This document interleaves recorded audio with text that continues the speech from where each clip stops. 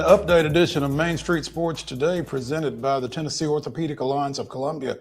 I'm Maurice Patton, coming to you from the Lee Company studio here on West 7th in Columbia, joined by Wade Neely in the Lee Company studio of his home after an eventful Friday morning, and hoping Wade stays awake for the next 2 hours. Let me just put it that way as we bring you sports talk of local, regional, and national interest. Wade, are you hydrated? Wade, can't hear you. Hydrated, no. Caffeinated, yes. But the vibes of a Feel Good Friday are going to carry me through. But pumped to be here. Looking forward to a good show. And, yeah, you kind of mentioned it a moment ago. Good friend of the program, Mr. Dugan Line, the now former UT Southern men's basketball coach. We had a little bit of a send-off for him both this afternoon, and we'll maybe have one again tonight. But he did the age-old trick, Mo. He said, hey, if you got some free time, I could use a few pieces of furniture to get moved. So we were out at his house moving him and his wife and family out. And good times, great family. He'll be missed in P-Town. But I do not feel like moving out of my house anytime soon, I can tell you that. Nothing tests a friendship like moving. Man, yeah. Or like being involved in moving specifically. So, yeah, always fun. Big show today. We will be joined in hour number 2 by Nashville Sounds radio play-by-play voice Jeff Hem as he comes to us from Gwinnett, Lawrenceville, Georgia, where the Sounds are in the midst of their 6-game series against the Gwinnett Stripers, 1P. Trying to even that up tonight as they are down 2-1 in the 6-game series to this point. And we'll talk about next week's series at First Horizon Park as the Durham Bulls come to town. So looking forward to speaking with him. In the next segment, we will be joined by Ben McKee of GoVols247.com. He is in Omaha, where currently Virginia and North Carolina are tied at 1 in the first game of the Men's College World Series. Tennessee and Florida State will play at 6 this evening. So we'll catch up with Ben to get a little insight going into that matchup. Also, we've got some Major League Baseball to discuss, specifically the Atlanta Braves, who actually did something different yesterday and won a ball game. We'll talk more about that. Big contract went out in the last 24 hours or so in the NFL, and one of my favorite sayings is never stop your enemy in the midst of making a mistake. We will go into what took place in the AFC South yesterday. The next games in the NBA Finals and the Stanley Cup Final can both be the last games in each of those. We'll talk a little bit about both of those later in the show. Matchups for the SEC Atlantic Coast Conference Basketball Challenge have been announced for the upcoming season. We'll get into that a little bit and plenty more. I'm sure we'll talk a little U.S. Open because it's that time of year. So maybe even a little Bonnaroo if we get lucky, Mo. Although, I'm sorry, what? I said maybe even a little Bonnaroo if we get lucky, but being out in the heat today, I don't know if I want any part this year. It's too hot for me. I might be retiring. Well, here's the thing. I don't know if you've heard, but you can apparently watch Bonnaroo from the comfort of your own home. And comfort is that's not a small factor in this situation this weekend. But yeah, apparently our alma mater, Middle Tennessee State University, is helping broadcast Bonnaroo via Hulu. So if you want, or the Blue Raiders, yeah, you could beat the heat. That'd be one way to do it. That's for sure. Beat the heat, beat the traffic, beat the accommodations. Yeah, check it all out from your own home. So, but yeah, it is Bonnaroo weekend and it is in full swing. I've seen some posts from some former classmates who are apparently in Manchester this weekend. Better them than me, but yeah. So that's kind of what we got going on this afternoon, and I guess we can go ahead and get started, Wade, by providing everybody with yesterday's results and today's schedule, well, this weekend's schedule, excuse me, on the rundown. This is the Rundown. The Friday Rundown is brought to you by Chip Walters of Exit Realty, Bob Lamb and Associates. The Blue Raider Voice also wants to be your trusted advisor in real estate. So contact Chip at 615-542-1915 or visit his website at chooseChip.net. That's Chip Walters, proud to support youth sports across Middle Tennessee. Thursday results in Major League Baseball action. As I mentioned, the Atlanta Braves with a 6-3 win over the Baltimore Orioles to end a less than stellar road trip and series at Baltimore. The Sounds dropped an 8-7 decision last night down at Gwinnett. In WNBA action on Thursday, the Seattle Storm with a 92-84 victory over the Dallas Wings. Indiana defeated Atlanta 91-84, and the Vegas Aces edged the Phoenix Mercury 103-99. Good bounce back win for Vegas there. MLB schedule beginning today. We've got the Rays traveling to Atlanta to take on the Braves. 6:20 will be your first pitch time. Then you can see it on Bally Sports South. The Detroit Tigers will come to Houston to take on the Astros. That game can be seen on MLB Network. First pitch will be at 7:10 p.m. Tomorrow, the Astros and the Braves will both get underway at 3:10. Game two of those respective series, as that will be on local television or MLB Network, or MLB Extra Innings for the Astros. The Braves will be on ESPN Plus and Bally Sports South tomorrow, so you can check out the Braves a couple different ways there. And then on Sunday, the Braves will go off at 12:35. That game will be on MLB Network as well as Bally Sports South.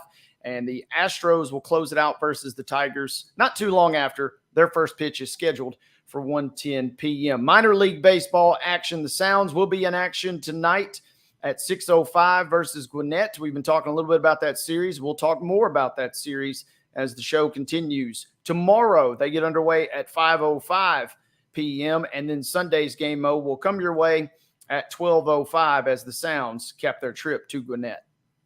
WNBA action this evening, 6:30 starts on Ion for both the Chicago Sky at the Washington Mystics and the Los Angeles Sparks at the Minnesota Lynx. So check your local listings to see which one you will get. Tomorrow, high noon, the Connecticut Sun visits the Dallas Wings. You can see that one on CBS. And at 2 o'clock tomorrow afternoon on ABC, buckle up. The New York Liberty goes out west, taking on the Vegas Aces. Again, 2 o'clock tip on ABC. On Sunday, you've got 3 games. Chicago is at Indiana. That's an 11 o'clock tip on CBS. At 2 on ABC, at Seattle at Portland. And wrapping up the day on ESPN, well, also at 2 o'clock, it's the Sparks visiting the Dream. In Major League Soccer action tomorrow, the Nashville Soccer Club goes up north, taking on the Red Bulls of New York. That's a 6:30 first touch. You can see it on Apple TV, and that is your rundown.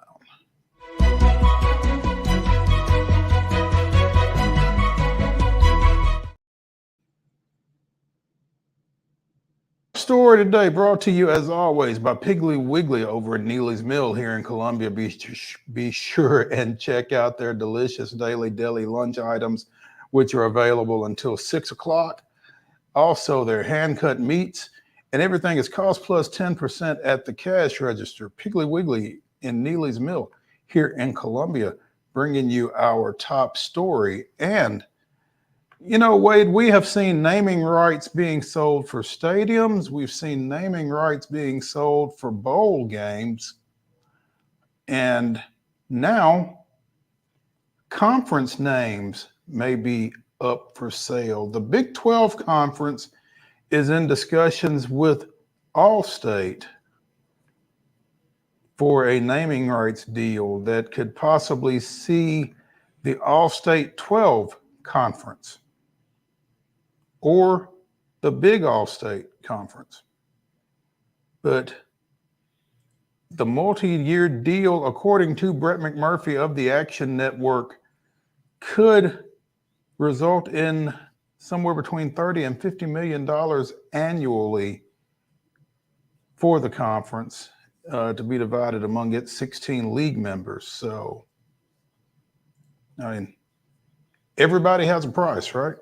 Everybody's got a price, and I'm going to ask you, which sounds better to you? Do you go All-State 12 or do you go with the big? I kind of like the big All-State myself personally, Mo. I kind of like the All-State 12, really, but the way, when you consider the fact that the conference in question has 16 members, maybe the big All-State conference is the more accurate of the two. I mean, at this point, I'm not sure why they're referencing the number 12. So maybe the big All-State conference is the way to go with it. Yeah, we can workshop. They should hire us as maybe one of their think tanks to kind of come up with something here, because the numbers are kind of off, the naming, maybe we could do a little better, but this is an interesting story, and you're right. Everybody's got a price, and especially like we've talked about the last few weeks, the landscape of college athletics kind of changing with some court rulings and having to divvy out, revenue sharing now. I mean, this is another avenue stream that has been previously untapped. I get the feeling once it is tapped, everybody's going to be kind of hopping on and getting their own little piece of the pie, as it were. That genie will not be going back in the bottle once it is tapped, like you said. It's unclear right now if this deal could be completed in time for the 24 season, but it's definitely closer to happening than not, it seems like. Obviously, the Big 12 would be the first league to sell its naming rights, but they may not be the only league to sell their naming rights, because apparently Conference USA, according to Chris Vanini of The Athletic, Conference USA, the American Athletic Conference, and the Mountain West are all in discussions along similar lines. In fact, Conference USA and Globe Life, a Texas-based insurance company, are apparently a little bit down the road in terms of getting something like this accomplished. But Tim Pernetti, commissioner of the AAC, has said that he brought conference naming rights up during his interview for that job, and said nothing should be off the table. Again, obviously, we've seen bowl games that have sold the rights to their names. The TextLayer Gator Bowl was actually the TextLayer Bowl for 4 years within the last 10 years. And again, as you said, with all of the financial ramifications of court rulings and NIL and everything else, developing new revenue streams is a pretty big deal. So I think so. And where we're at. I'm reading the article from Brett on the Action Network. Other interesting note here is that the Big 12 is also considering a private equity investment. Now, here are some eye-popping numbers: $800 million to $1 billion for an approximated 20% ownership of the Big 12. And Brett's reporting that could be backed by a big time, equity firm. So it sounds like it sounds a little bit like almost everything's for sale potentially in the Big 12. Which, I mean, hey, you're just losing Texas and Oklahoma. You don't got to start selling everything. I mean, but it seems like everything has a price for the Midwest, kind of Midwest League there, as a couple interesting pieces coming down today. What does part ownership of an athletic conference look like? That's a great question. And I mean, my initial thought is this a pure investment, right? And so we buy in for $1 billion for 20%. And when you divvy out all your money at the end, we get our 20%, or whatever your net revenue is for the year, we get 20%. And I'm kind of, this is obviously, I guess, a cash infusion type situation if you're the Big 12 here. Mm-hmm. But the other interesting thing is, depending on where you think college the landscape of college athletics goes, if you foresee yourself being one of, the last men standing, so to speak, I don't know if you want to sell right now. I mean, if you're desperate for cash, maybe that's one thing. But that 20%, if this thing keeps growing and growing and growing, like it kind of looks like it might, then that 20%, it'd be nice to have in about 10 years. Again, Exactly. if you think you're going to be one of the last 4 or 5, however many number we're talking about, maybe it's just 2, and maybe the Big 12 says, you know what, we may not be the final 2, so we might as well get while the getting's good type situation. You have to be careful not to sell yourself short. Literally. That's what I'm wondering. Yeah, very well said. In this case. And in this article by Brett McMurphy, one key factor for this global private equity giant is the upside in the Big 12's value and media rights, according to CBS Sports. Current rights deal is worth $2.3 billion in total, and the league is currently 4th in AAV for its schools among the Power 4, behind the Big 10, the SEC, and the ACC. By the way, do you think there would ever come a day where we would have the Southeastern Golden Flake Conference, or man? Or I mean, I don't think that happens. Now, maybe I'm being a little regionally biased, but I just don't think. I think the Southeastern Conference is really kind of playing from a position of strength, and I don't think that that's something that would fly, really. Yeah, I mean, and it does seem like them in the Big 10 are definitely in the driver's seat, so to speak. But I don't know, Mo, the Dr. Pepper SEC league, the happy-go-lucky. I mean, Mercedes-Benz is a big-time corporate sponsor. Nick Saban maybe could pull some of his, dealings from his dealerships to make some moves. But, yeah, you're exactly right, though. If you're one of the top 2 teams, and it kind of goes back to that point with the equity firms, if you think you're going to be one of the last 2, why would you sell right now? Or why would you even kind of entertain that? Because presumably those numbers are going to get higher, and you'd much rather have that cash then than you would now. Sure. And you would much rather have that cash and not have to share it with anyone. 100%. So, yeah, hold off on the Mercedes-Benz Southeastern Conference for now.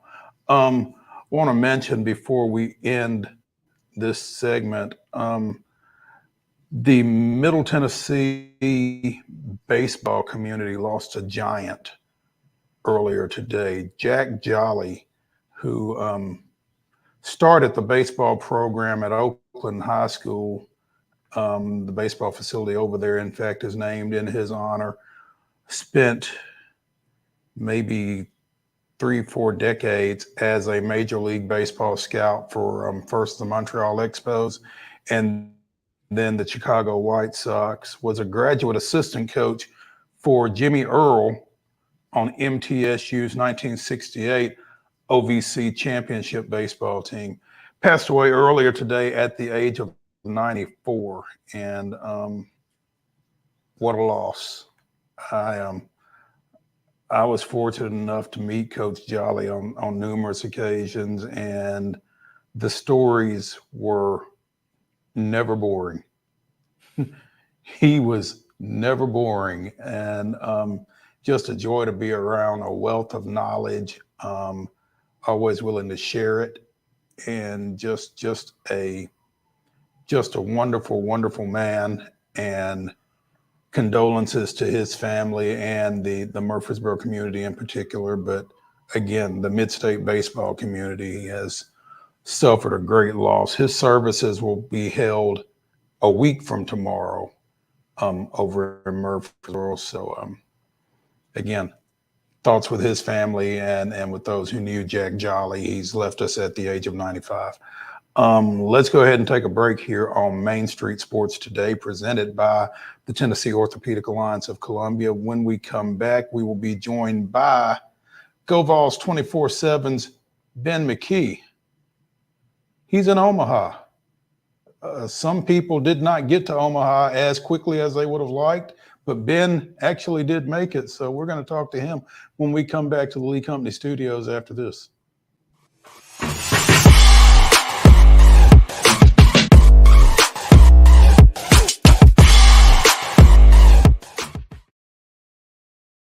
Wild horses are coming to Franklin. The Mustang Heritage Spectacular. 4 days of celebrity freestyle, liberty training, trick riding, and extreme Mustang makeover. Plus the shopping. Over 100 vendor spaces with clothing, food, home goods, and things you can't find anywhere else.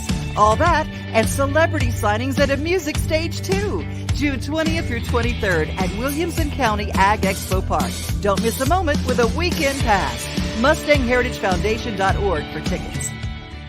Hello, race fans, and welcome to Nashville Superspeedway. That's right, guitars and fast cars right here in Music City. This summer, NASCAR is back at the Nashville Superspeedway. Get your tickets now to watch your favorite driver take on the 1.33 miles of concrete chaos. Visit NashvilleSuperspeedway.com to lock in your spot June 28th through the 30th for the Ally 400 race weekend. Whether you're an athlete or a weekend warrior, when it comes to your performance, don't settle for anything less than excellence. We're proud to announce that Mid-Tennessee Bone and Joint Clinic is now Tennessee Orthopedic Alliance of Columbia, where we are redefining sports medicine and orthopedics. Tennessee Orthopedic Alliance's team of expert sports medicine physicians understands the unique demands of your body.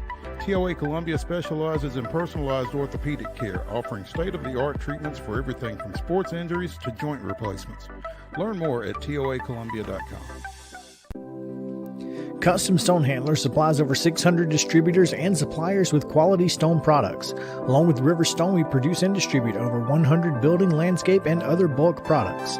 Our goal is to provide quality products, service, and partnerships to ensure our customers' success. We firmly believe that the measure of any person or company is how they treat other people and customers. Give them a call at 931-490-4990 or visit CustomStonehandlers.com. Nashville Sounds Baseball is back in Hit City for the 2024 season. Spend your nights and weekends at the ballpark with weekly giveaways, fireworks shows, throwback deals, live music, and more. Top talent will take the field at First Horizon Park against the AAA Minnesota Twins, Baltimore Orioles, Atlanta Braves, St. Louis Cardinals, Cincinnati Reds, and more. Tickets start at just $10 and are available now at NashvilleSounds.com. We will see you in Hit City. With Lee Company technology, the best handymen are hands-off. Lee Company techs have been using visual findings and other smart technology tools for years to add transparency and virtually take customers along. You see what we see, whether we're in a crawl space or on a roof. With Lee Company, technology helps us help you, no matter what's happening in the world or at your house.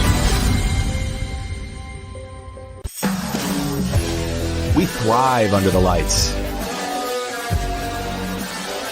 A city of performers. Putting on one heck of a show. Headlining night after night. Welcome to Smashville.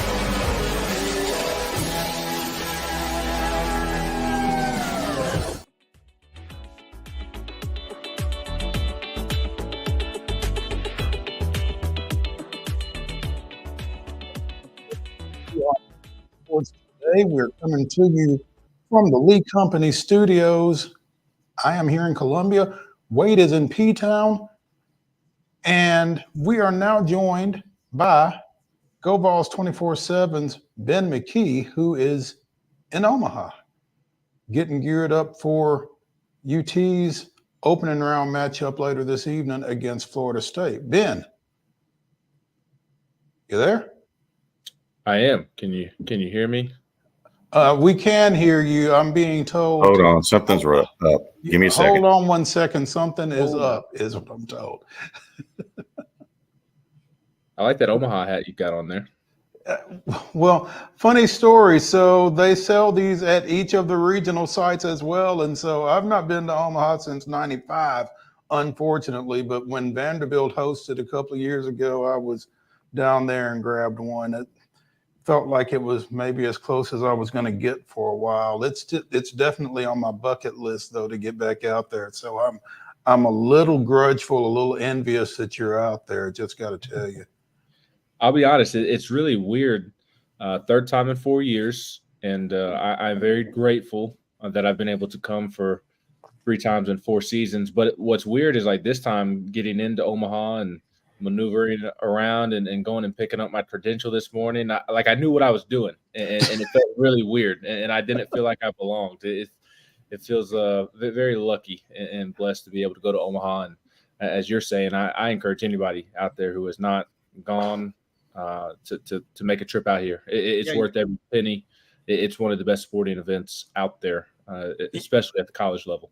You got to go once. If you call yourself a baseball fan, you've got to go once. And then after that, if you don't want to go back, that's fine. I don't know what's wrong with you if you don't, but you got to go once. It's fantastic. And I know that, workflow and that kind of thing has changed, Ben, but when I went to every game pretty much. I mean, it was baseball overload. Now, with you having been 3 times in 4 years, maybe some of the novelty has worn off as far as that goes. But what will be your approach? I see you're at the hotel now, so you are not at the Virginia-North Carolina game, which is tied at 1 in the bottom of the 4th right now, by the way. I will be at every game that I can possibly be at. I filled in on Knoxville radio today with Jason Swain. So that just ended about 25-30 minutes ago. So that is the only reason that I am not over at North Carolina and Virginia, and also to speak with you two as well, of course. So as long as I don't have any media obligations or interviews or shows or anything along those lines during the other games that Tennessee is not playing in, I'll make my way over there for sure. I'm already planning tomorrow to make my way over there for the other 2 games that will be played tomorrow. I guess it's Kentucky and NC State and then Florida and Texas A&M. My plan is to be up in the press box and work while I watch. So I would be over there if I had not done Knoxville radio today. But that's my method to the madness. I'm a baseball diehard. Anytime, anywhere, I'm down to watch a baseball game, especially when I'm here. And the novelty, there's not as much, I guess, that newness feeling, but there's still that same level of excitement to being here, even if it is 3 times in 4 seasons. I hope that never wears off. And I don't think that it will, just because I am a baseball diehard. Even if Tennessee wasn't playing, I'd want to come out here every single season just because it's baseball at its best. Outside of postseason baseball at the major league level, it's the next best thing in my opinion. The passion and the pageantry. This is why baseball is one of the best sports out there is because of what Omaha and the College World Series has turned into. And you talked about working and watching, and there's not a much better working environment than that. No, and they take good care of us here. The press box is super nice, spacious, plenty of room to work, and they treat us good with the food that they serve and all sorts of things. And then the city of Omaha and the event itself has just turned into a spectacle with everything in and around the stadium. There's a million merchandise shops, which can be bad for the bank account. And I know myself, as I was getting ready to travel this week, my wife was like, okay, I want this shirt. My dad said, hey, I'd like another polo like you got me last year. My mom's like, you got your wife that blue Omaha shirt last year. I think I'd like that shirt this time around. And my mom and I like to collect magnets. So she was like, can you get me a magnet this time? So the list of things to get, it stacks up by the day because not only you want to get some things for yourself, but also your family's hinting at you to get some things. And you already pack a ginormous suitcase because you don't know whether you're going to be here for 4 days or for a week and a half.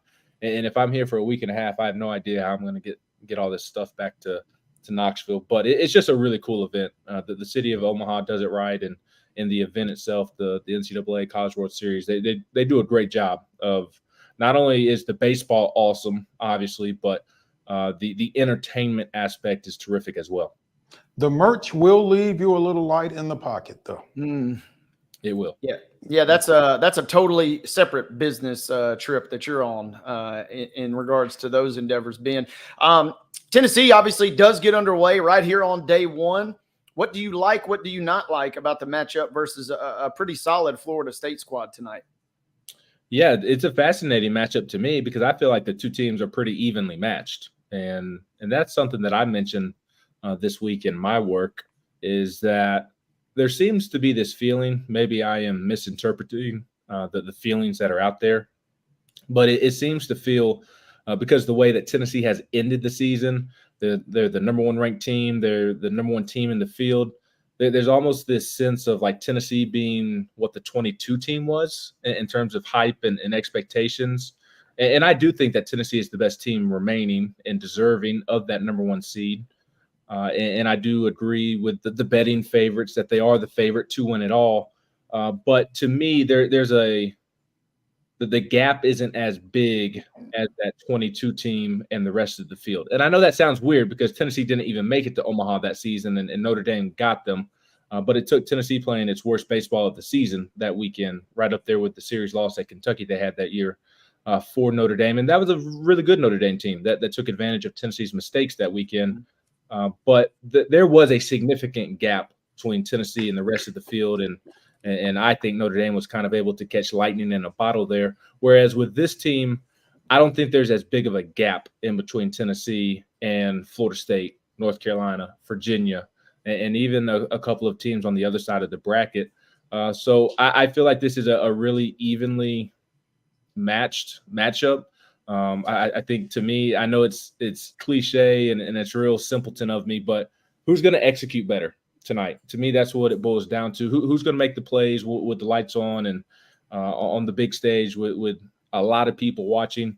To me, it's that simple. But in terms of actually getting into more specifics, I do think Tennessee's lineup is a little bit deeper. And not only are they evenly matched, I feel like they're kind of constructed in the same way of, at least offensively, of really, I won't say relying on the home run ball, but just a lot of power in both lineups. But I do think that Tennessee has a little more depth in its lineup than Florida State does. And to me, what's interesting is Jamie Arnold, who is Florida State's ace. He is pitching tonight, sophomore lefty who has an electric fastball, has 105 strikeouts this season. I think the 28 walks in over 100 innings. Like, he's really, really good. But against the best offenses that he has faced of late, he hasn't quite pitched as well as his stats would maybe indicate. Not that he's been bad, but there's been some really good offenses of late that have been able to touch him up a little bit. So I'm very curious to see if the best offense in the country, Tennessee's, is able to get to him like some of these other really good offenses that he's faced of late has.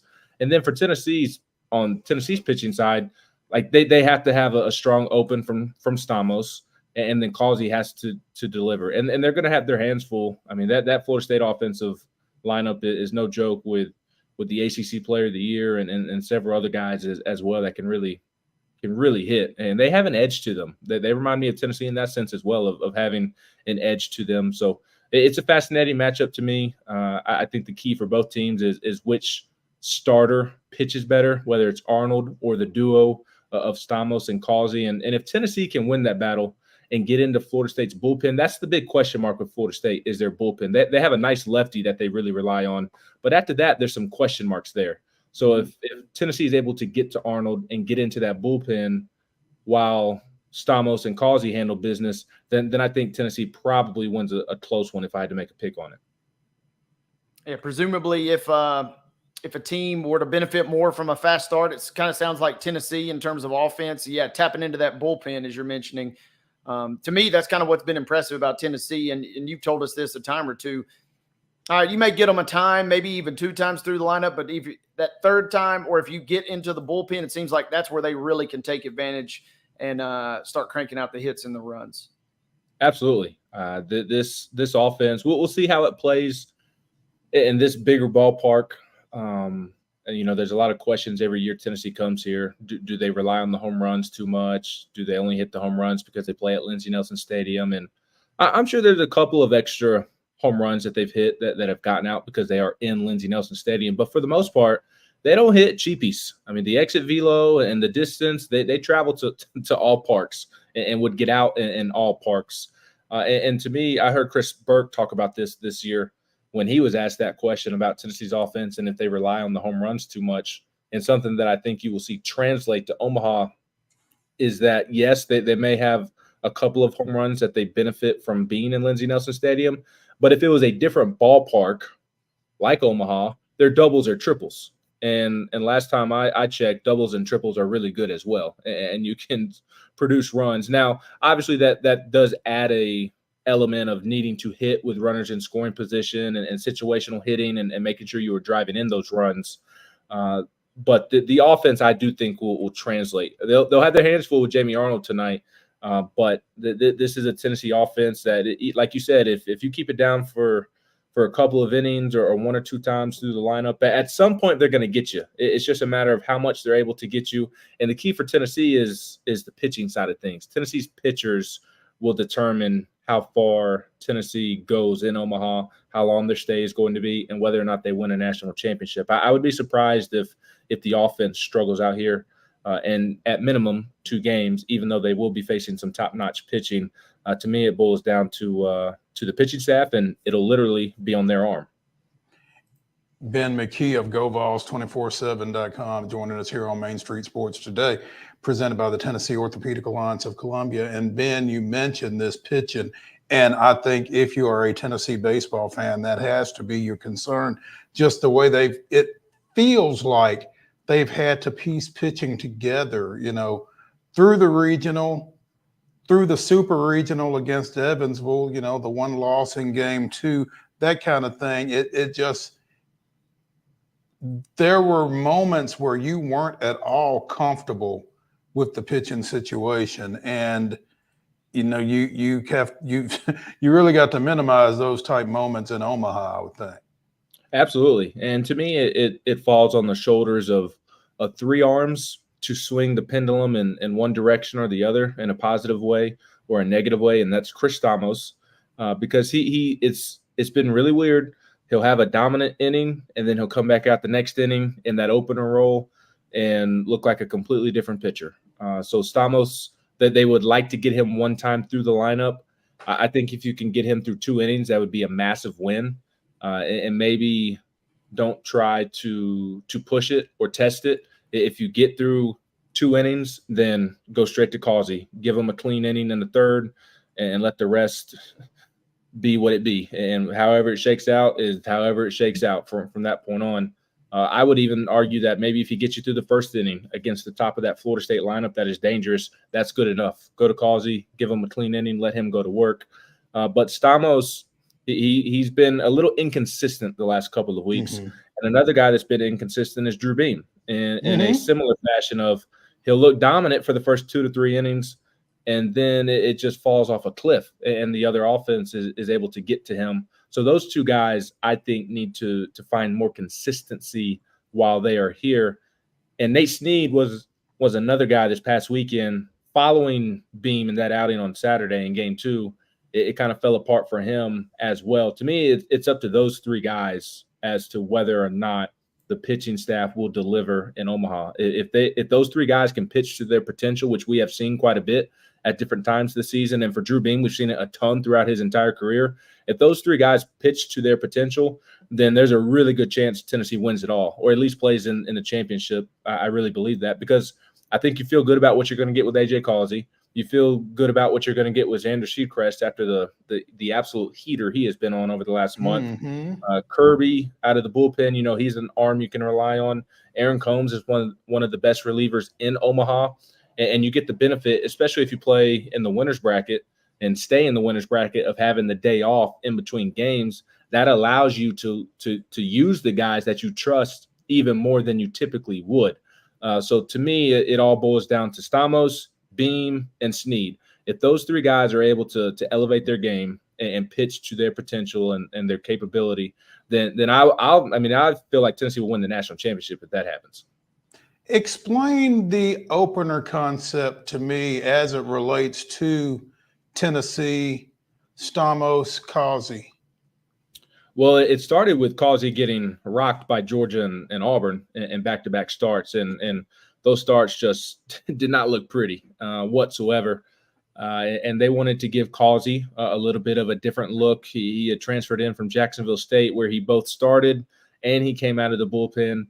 And those first couple of outings, really the entire time since he has made that move, I believe it's now 9 weeks in a row they've rolled with this method. He's been dominant, quite frankly. And so it clearly worked for him. And for the most part, Stamos has been really good in an opener role. So they wanted to give Causey a new look to try and get him going after the back-to-back poor outings against Georgia and Auburn. And he's taken it and run with it. Stamos has done, again, a good job for the most part. So on top of giving them different looks that they both have done well in, it is difficult for a hitter if you're at the plate and you're seeing a lefty who is one of the other reason they like going with Stamos on the mound as an opener is because he has a bulldog mentality. Tony loves the way he attacks hitters, even if he's successful or unsuccessful. He loves the mentality that Stamos brings to kind of start the weekend, so to speak. And you're facing that bulldog mentality from the left side, and he's pumping strikes and more than capable of getting you out. And then after he opens, after an inning or two, maybe 3, if all goes extremely well, then this sidearm righty who throws wiffle balls is coming in behind him. And if you can get Stamos through the lineup once with his lefty look, then you bring in Causey from the right side with those wiffle balls that he's throwing. It's just really hard to adjust if you're a hitter. So there's a lot of different things that go into why that they are rolling with that. But those are the reasons that stand out the most to me. Disorienting, I would imagine, if nothing else, for sure. Ben, real quick before we get you out of here, maybe not who can quote unquote beat Tennessee, but who is another team that you think could really, or who in your mind is going to make another deep run, or who's going to make a real have a shot at this thing in your mind? I like North Carolina. I like that North Carolina team a lot, and it's 1-1 in the 5th now, and I do like that Virginia team as well. I think this group of 8 that is in Omaha is one of the best fields that we've seen in recent years from top to bottom. I mean, you could really make a case for any team making a run. I mean, even a Texas A&M team that hasn't been playing its best baseball of late and is dealing with some injuries. Everybody's kind of forgotten about NC State. They're just kind of hanging in the back. Florida's playing its best baseball of the season. Kentucky's just been super consistent all year long and just finds ways to win games. So you can make a lot of cases for really, I think, every single team in the field, which will make for some entertaining baseball over the next week or so. But I really like the North Carolina team. If not Tennessee, I actually like Florida State and North Carolina as maybe my other two that I would pick to make a run. I think they're two of the more complete teams in Omaha. The bullpen questions do worry me about Florida State. I would probably slot them in behind North Carolina. I think North Carolina is a really well-rounded team that just does a lot of things well. They hit, they pitch. They have a superstar in Vance Honeycutt who can kind of lead the way and set the tone like Christian Moore does for Tennessee. So on Tennessee's side of the bracket, I think I would pick North Carolina if I'm not picking Tennessee. Maybe I look silly for that here in a couple of innings because Virginia is more than capable of beating them, and that's a good Virginia team as well. And then on the other side, I think it'll be Florida or Kentucky that comes out of that side of the bracket. I think Florida's figured some things out on the mound, and they always have the natural talent to make a run at a national championship. That's why they're here. I think this is like 9 out of the last 12 that Florida has made a trip to Omaha, which is a ridiculous number. And then Kentucky, I think we've all had our turns in doubting them, but they just continue to find ways to win. Yeah. And they do a lot of things well as well. They pitch pretty steadily. They can hit. They play defense. And Nick Mingione, he can some things he can do or that he does and that dugout does can be annoying.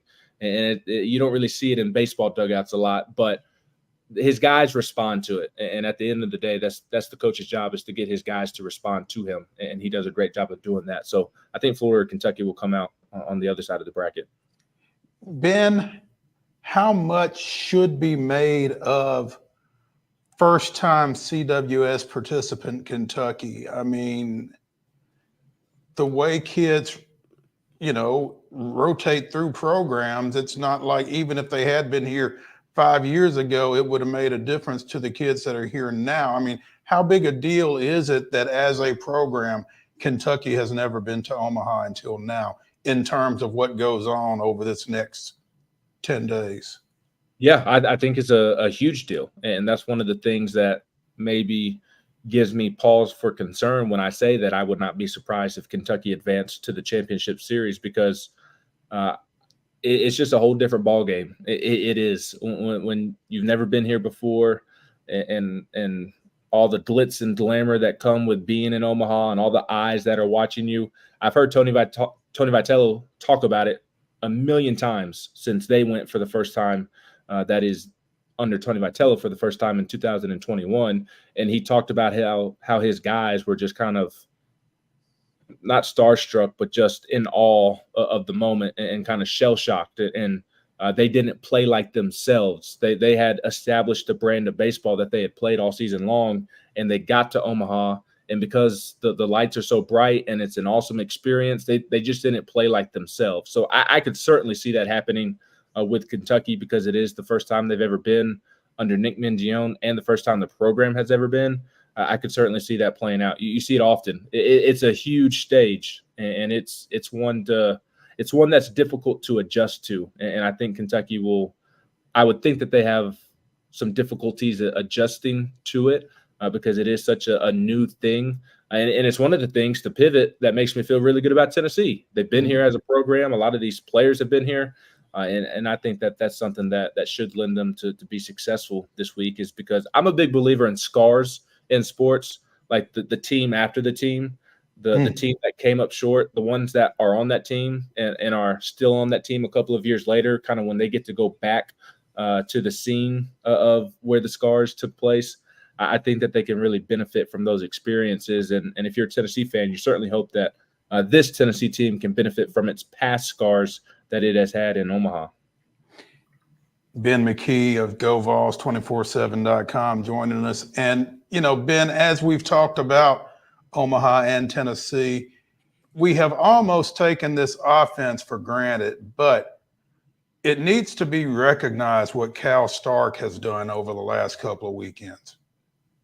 Yeah, he's been phenomenal. And I mentioned earlier that if you get the best version of Beam, Snead, and Stamos, then this team is going to be really hard to beat. Speaking in that same vein from the offensive perspective, if the bottom of the lineup hits the way that it has hit the last couple of weeks, with Dean Curley seeming to bounce back from the freshman wall that he hit in May, and he's been swinging it well of late, and who knows what Tony's going to do with the DH spot any given day.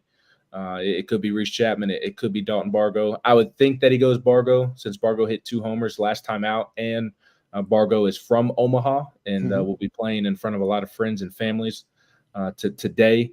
But Cal Stark, man, doing what he's done, it just, when Curley, the DH spot, and Stark produce, I don't think anybody's beating this Tennessee team. I think it's as simple as that, because the top 6 guys in the lineup, 5 of the 6 next month are going to be top 100 picks. And Hunter Ensley is a guy who's been on an absolute heater over the last month and some change, and has maybe improved his stock enough to where he could even turn pro this year, when the thought was a couple of weeks ago that there's a good chance that he's back. But maybe now he's played himself out of returning. So the top of the lineup is just deadly. But when the bottom 3 guys hit the way that they have, you're not beating Tennessee. And Cal Stark's going to be really important tonight, not necessarily with his bat, but with his glove in the field. Florida State likes to run, and they do it a lot, and they do it successfully. I think they're 61 of 71 on the base paths this year. So Cal Stark and that arm, he's had a phenomenal defensive season. Cal Stark has. There's been so many throws that he has made that have been so key and critical. He's going to have to make a couple more tonight, I think. Ben, we appreciate it. Enjoy Omaha. I don't have to tell you. I'm sure you will, whether I tell you to or not. But I am a little envious. And hopefully we can catch up with you. Maybe we can catch up with you from out there again. And let's hope that the stay is long enough that that's a possibility. But appreciate you taking some time with us. And one way or another, we will catch up with you. Absolutely. Always enjoy joining you all. And of course, anytime you need me, I'm happy to jump on. So if Tennessee's still around next week, let's do it. Let's do it, man. Thank you, sir. Absolutely. Y'all enjoy your weekend. All right. Hey, when we come back here on Main Street Sports Today, presented by TOA of Columbia, we're going to talk a little Major League Baseball. So stay with us when we return to the Lee Company studio after this break.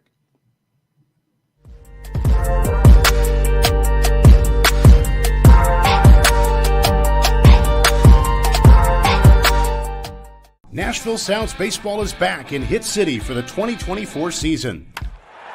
Spend your nights and weekends at the ballpark with weekly giveaways, fireworks shows, throwback deals, live music, and more. Top talent will take the field at First Horizon Park against the AAA Minnesota Twins, Baltimore Orioles, Atlanta Braves, St. Louis Cardinals, Cincinnati Reds, and more. Tickets start at just $10 and are available now at NashvilleSounds.com. We will see you in Hit City. Whether you're an athlete or a weekend warrior, when it comes to your performance, don't settle for anything less than excellence. We're proud to announce that Mid-Tennessee Bone and Joint Clinic is now Tennessee Orthopedic Alliance of Columbia, where we are redefining sports medicine and orthopedics. Tennessee Orthopedic Alliance's team of expert sports medicine physicians understands the unique demands of your body.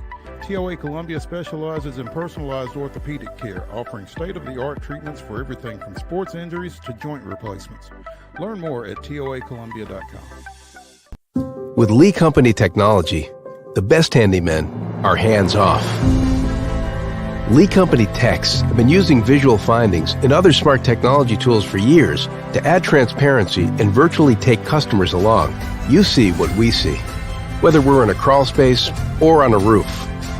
With Lee Company, technology helps us help you, no matter what's happening in the world or at your house. Jones & Lang Sporting Goods here in Columbia has been outfitting teams, officials, and anybody else from T-ball to college for 50 plus years. Be sure and check them out at 931-388-8060 or online at jonesandlang.com. Jones & Lang Sporting Goods, the look of a winner. Zion Christian Academy, zioneagles.org or 931-388-5731. You can schedule your appointment. Go tour their campus. It is beautiful over there, and you're definitely going to want to see it. Again, it's zioneagles.org. Give them a call, 931-388-5731, and schedule your tour today. Custom Stone Handlers supplies over 600 distributors and suppliers with quality stone products. Along with River Stone, we produce and distribute over 100 building, landscape, and other bulk products. Our goal is to provide quality products, service, and partnerships to ensure our customers' success. We firmly believe that the measure of any person or company is how they treat other people and customers. Give them a call at 931-490-4990 or visit CustomStonehandlers.com. Piggly Wiggly, located in Neely's Mill Shopping Center, is Columbia's locally owned and operated Cost Plus 10 grocery store dedicated to serving the community with low prices and smiling faces. Piggly Wiggly offers fresh, hand-cut meats daily as well as daily hot plate lunches from their deli counter. You're certain to see smiling faces and a helping hand when you're here at Piggly Wiggly. Come by and check out our fresh produce, high-quality meats, and more. Down home, down the street, we'll see you at the Pig.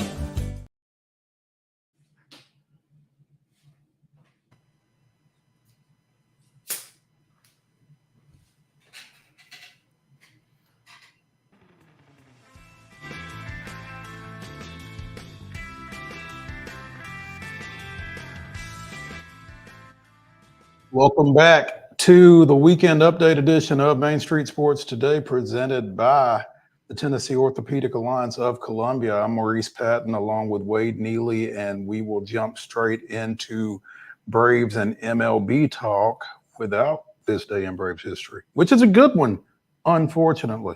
But the Braves snapped a 5-game skid and Baltimore's 6-game win streak with a 6-3 victory in the final game of their 9-game road trip for the Braves. 3-6 at Boston, Washington, and Baltimore. So they will be glad to get back to hopefully the friendly confines, taking on Tampa Bay tonight at Truist Park. It's Zach Little going for the Rays, 2-4 with a 3.63 ERA. And All-Star candidate Chris Sale, 8-2, 3.01. Going to the bump for Atlanta in this one. So hoping to build off of that game yesterday where they led 4-0 at one point, gave up 3 runs, I think, in the bottom of the 7th, maybe, but held on, picked up a couple of runs late, and eased out of there with a 6-3 victory. So it's nice to see. It looked kind of like we like the Braves to look. Yeah, nice little bounce back. And most impressive of all of what you just said to me, Mo, was it snapped a nice little win streak for the Orioles, as we've talked about. Not just one of the teams. I know they're runner-up in their own division, but they're one of the best teams in the American League for sure, and maybe one of the best teams in the MLB. So that is a quality opponent to go on the road and get a nice little return to form for the Atlanta Braves. Absolutely. We'll see if it was real or imagined. Meanwhile, things don't get any easier for the Astros. Coming off of an off day yesterday, they've got the Tigers coming in. And if you had told me that Tarek Skubal was 8-1 with a 1.92 ERA for the Tigers, I would not have believed it. But yet here we are. Hunter Brown 2-5 with a 5.58 going for the Astros in this one. This is a 3-game series, Wade? Yep. Or is it a wraparound? Yeah. I'm assuming it's 3 because I thought Houston had another tougher, quote unquote, opponent. They're all tough for Houston these days, but tougher opponent. Looming. Yeah. But you mentioned the guy that's going. You mentioned the guy that's going for Detroit. I've seen this kid pitch a couple times this season. He is a strikeout wizard. Had double-digit strikeouts a couple of times already this season, and for a Tigers team that doesn't have a ton of bright spots, he's been fun to watch this year. Yeah. I thought we were just kind of waiting for Columbia Central graduate Jaden Ham to get to Detroit for them to be good, but apparently they are accelerating things a little bit. And yes, that is a 3-game series because the Tigers move on to Truist Park from Houston, Wade. So you only get them for 3. So we will see what happens with that one there. Again, Tampa Bay and Atlanta playing 3 starting tonight. From there, it is the Tigers coming in for 3, and then they go back out on the road next weekend to Yankee Stadium, Busch Stadium, and a single game with the White Sox, which is a makeup from earlier in the year, that game that got snowed out the first week or so of the season. So that is where we are. And we are at the end of hour number 1 of the Weekend Update here on Main Street Sports today, presented by the Tennessee Orthopedic Alliance of Columbia. When we come back for hour number 2, it's the grab bag. And again, quarterbacks signing big contracts, good, bad, indifferent. We'll let you decide when we get back. Join us after this break back in the Lee Company studios.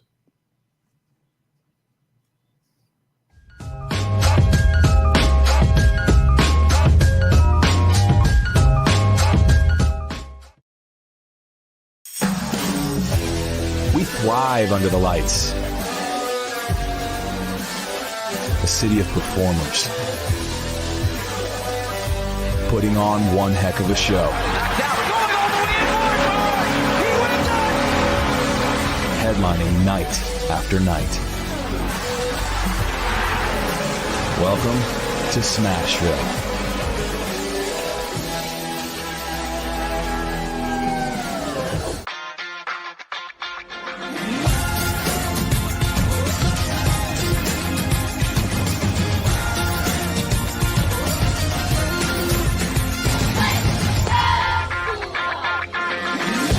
Whether you're an athlete or a weekend warrior, when it comes to your performance, don't settle for anything less than excellence.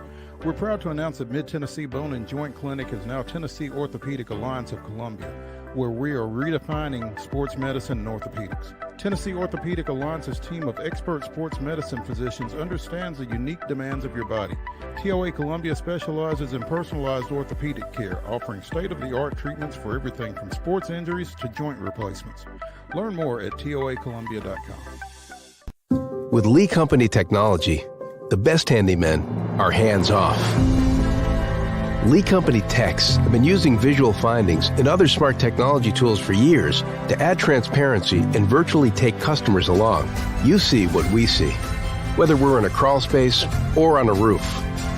With Lee Company, technology helps us help you, no matter what's happening in the world or at your house. Jones & Lang Sporting Goods here in Columbia has been outfitting teams, officials, and anybody else from T-ball to college for 50-plus years. Be sure and check them out at 931-388-8060 or online at jonesandlang.com. Jones & Lang Sporting Goods, the look of a winner. Zion Christian Academy, zioneagles.org or 931-388-5731. You can schedule your appointment. Go tour their campus. It is beautiful over there, and you're definitely going to want to see it. Again, it's zioneagles.org. Give them a call, 931-388-5731, and schedule your tour today. Piggly Wiggly, located in Neely's Mill Shopping Center, is Columbia's locally owned and operated Cost Plus 10 grocery store dedicated to serving the community with low prices and smiling faces. Piggly Wiggly offers fresh, hand-cut meats daily, as well as daily hot plate lunches from their deli counter. You're certain to see smiling faces and a helping hand when you're here at Piggly Wiggly. Come by and check out our fresh produce, high-quality meats, and more. Down home, down the street, we'll see you at the Pig. Nashville Sounds Baseball is back in Hit City for the 2024 season. Spend your nights and weekends at the ballpark with weekly giveaways, fireworks shows, throwback deals, live music, and more. Top talent will take the field at First Horizon Park against the AAA Minnesota Twins, Baltimore Orioles, Atlanta Braves, St. Louis Cardinals, Cincinnati Reds, and more. Tickets start at just $10 and are available now at NashvilleSounds.com. We will see you in Hit City.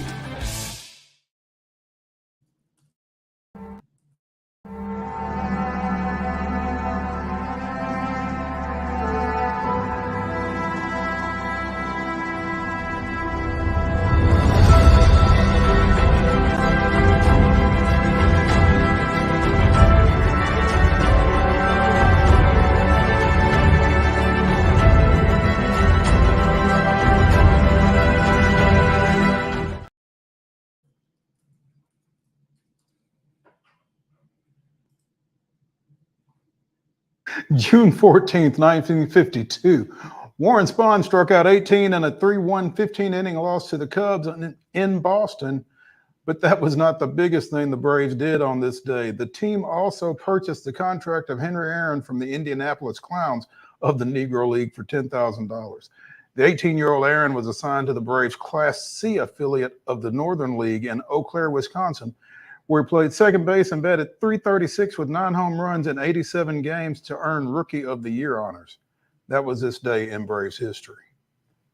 Welcome to Hour 2 of the Weekend Update here on Main Street Sports Today, presented by the Tennessee Orthopedic Alliance of Columbia. I'm Maurice Patton. That's Wade Neely.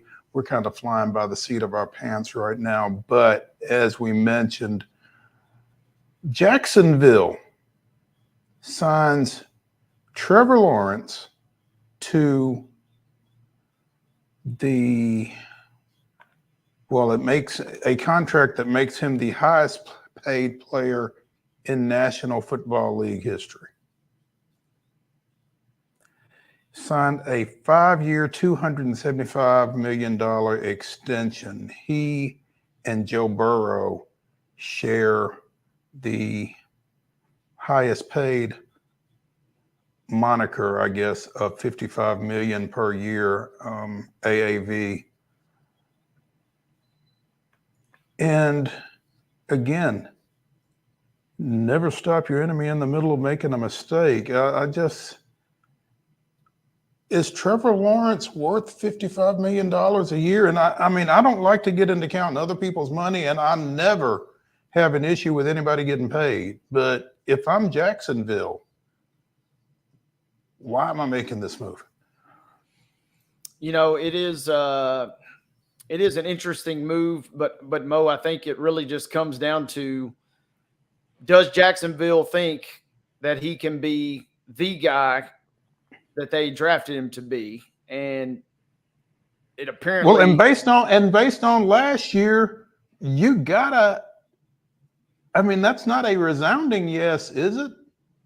It was not a resounding yes, but by issue of this contract, we see that they made their decision. They think he could be that kind of player. You know, he had a really good 22 statistically, obviously compared to last year. But if you think he is the guy, as we've seen and as we've discussed with a lot of different guests on this show, if you think you have the guy, you need to go ahead and make the contract. Now, as far as the actual numbers and things and the highest paid, title, that always is a little odd to me, just because I kind of view it almost as just inflation, right? You see a lot of chatter on the web about, I can't believe that this they're saying he's the highest. Whoever signs the next contract of a player of this stature, they'll be the highest paid players. I mean, it's just kind of a constant ebb and flow. Right. Obviously, it reads really funny in a headline when you do kind of make that comparison. But if Jacksonville thinks they got their guy, this is kind of not surprising. But I don't know, for me personally, that he's going to live up to the expectations, because there was a whole heap of expectations for this kid coming out of Clemson. Reading from the CBSSports.com article on this development, Lawrence is coming off a season during which he led the NFL with 21 giveaways and went 0-5 in his last 5 starts to miss the playoffs. Lawrence has finished with 20-plus giveaways in 2 of his 3 seasons, and his 21 fumbles lost are tied with Tony Banks. That's not a name that you want to be associated with, by the way, for the most by a player in his first 3 seasons since the stat was tracked in the NFL starting in 1991. Lawrence has more fumbles lost than any other player in the past 3 seasons. Oof. Yeah, and that is the only thing, is we're dealing with a small sample size. So obviously Jacksonville views that 2 out of the 3 years they saw enough, and they're maybe just chalking it up to last year being kind of a fluke or aberration, because 2022 he was pretty solid. And obviously you mentioned they really went downhill in a hurry last year, and he should rightly bear a lot of that blame. I don't know. It just seems like a little bit of a head scratcher. But like you said, if you're a fan of any other franchise in the AFC, certainly in the AFC South, you're saying, hey, go ahead, go. sign him. Have at it. Despite the fumbles, Lawrence is 5th in quarterback wins in Jaguars history. That's a low bar, but with 20. 4th in franchise history in passing yards and passing touchdowns. His 11,770 passing yards is the 5th most in NFL history by a player after 3 seasons. So, I mean, I don't know. I mean, he was already signed, right? I mean, through this year. He's entering his 4th year in the league. He had a 5th-year option for 2025 that would have kicked in for $25.7 million. But that has now been bought out by this extension. So, I don't know. Like I said, not my pig, not my farm, not my pigs. I mean, if Jacksonville likes it, I love it, but it just objectively speaking, I don't know that it's a move that I would have made with that quarterback. Yeah. The only thing with me, and obviously every other 2021 player is kind of in the same situation in terms of, or at least first round player in terms of their contract situation. But the thing that was crazy is first year he comes in, you got the infamous Urban Meyer season. And then last year or 2 years ago, I mentioned a pretty solid campaign. But then last year, so you kind of almost in some ways have that kind of incomplete to an extent first year, a really good second year, and then last year kind of a regression for a team that had a lot of expectations, and he had some quality weapons. So it is, make no doubt about it, whether Jacksonville has obviously made their move and kind of shown us what they think of his talent, but it kind of almost seems like a little bit of a gamble. It almost doesn't feel like that we have enough data on this guy to really know. Now he could come out. I would not be shocked if he comes out and has another brilliant season this year, or if he comes out and plays like he did last year. I just I thought I maybe had my mind made up, and then last year kind of really just threw a lot of doubt for me. Mm-hmm. Yeah. And, right now everybody in the South is chasing Houston anyway. And that team is making its bones on defense. So he's really going to have to step up his game in those two games, among others. But I don't know. I don't know. The Stanley Cup final shifted from South Florida to Canada last night. And the results weren't any better for the Edmonton Oilers, falling 4-3 to Florida. The Panthers taking a 3-0 lead in that series.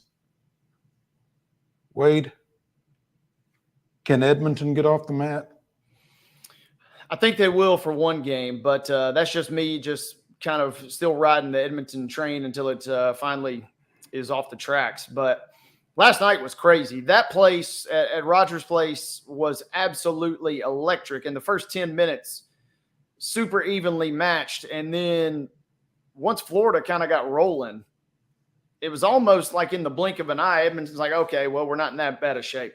Give up another goal. Okay, well, we're not in that bad of a shape. And then you look up and you're down 3 goals and you're saying, man, this thing is – it was similar to what we saw the other night where the Celtics go up 20 points and you're basically already writing the obit for the entire season.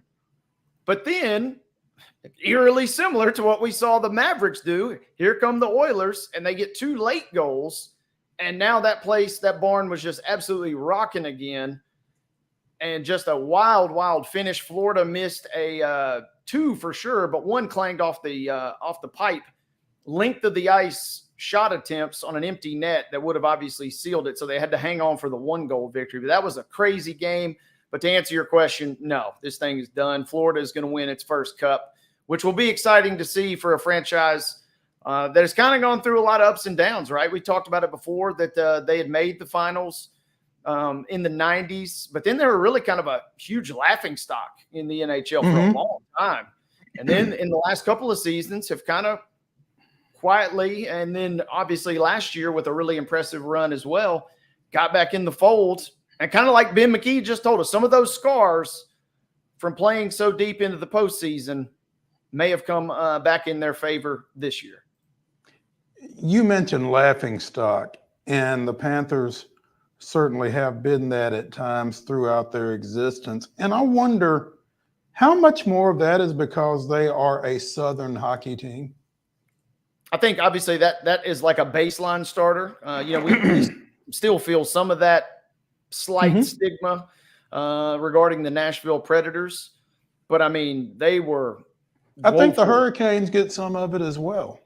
Hurricanes got they've got some cups to their credit, though. So that instantly buys you some credibility. But, yeah, right. You kind of – it's almost like until we see you pull it off, we're not going to give you much. But, yeah, the Panthers, they were bad for a number of seasons. And then started kind of really reinvesting, kind of started building the way that they thought they ought to be built.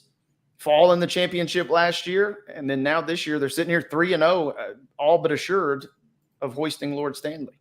Yeah, it's it definitely feels like not if but when with this 3-0 lead, and they'll play tomorrow night back in Edmonton. So see how that one goes. Earlier this week, the SEC ACC men's and women's basketball challenge matchups were announced, and ESPN put out a nice little graphic on it with the schedule of games on Tuesday, November 28th and Wednesday, November 29th for the men, the 29th and the 30th for the women. And obviously I'm going through it. Okay, how many games do we have? Okay, there's 7 games. There's 7 more games. Okay, who's not playing in it?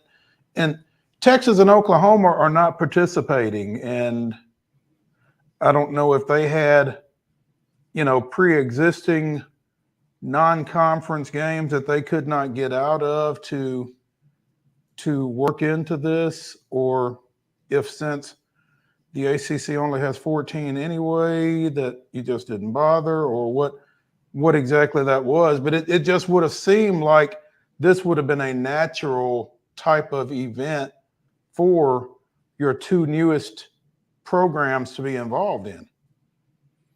Yeah, interesting. I'm getting ready to pop through some of these matchups here because this is kind of one of the more fun matchups at the preseason. There's really only so much hype, right, that you could do early in the season until it really, let's be honest, until it gets to conference tournament time. But this is one that always kind of gets you excited as they kind of get things going here. Yeah, you've got on Tuesday, the first night of the men's matchups. LSU's at Syracuse, Missouri's at Pittsburgh, Mississippi State's at Georgia Tech, Notre Dame is at South Carolina, Miami's at Kentucky, NC State is at Ole Miss, and Clemson's at Alabama. Oklahoma at Georgia Tech, where you might have pulled. Oh, I might have pulled up the wrong one. I apologize if I did that. Because 2020. Yeah, I did. I pulled up the wrong one. Disregard everything I just said.